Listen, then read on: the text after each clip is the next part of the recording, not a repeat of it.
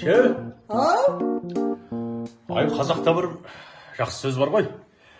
Уақыт келе өз әйелің анаңдай болып қалады деген. Рас екен, ә? Рас.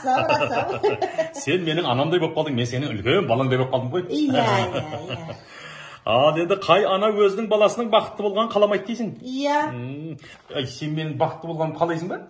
Сол үшін жүрген жоқпыз ба? Бәрекелді. Енді сол балаңды үйлендірмейсің бе енді? Кім, сені ма? Үйлендіріп, бұлай еншісін беріп, қазақтың салт дәстүрімен шығарып салмайсың ба? Сен қара шаңырақта қалатын баласың. Қолымда алып қалам сен.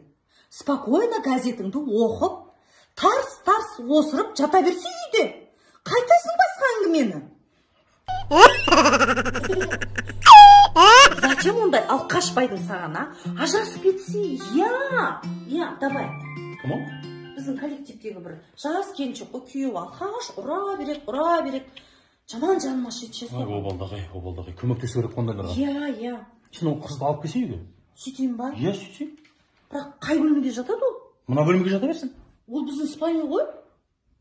Спальня кең ғой бізде. Екеуің диванға жатып, мен жерге жатайын. Сосын сен ауысып жерге жат, сосын ауысып жата береміз. Сенің ойың арам, иә? Не болды? Өліп барасың жас қыз деп. Ой, көмектескім келіп жатыр. Көмектеспе.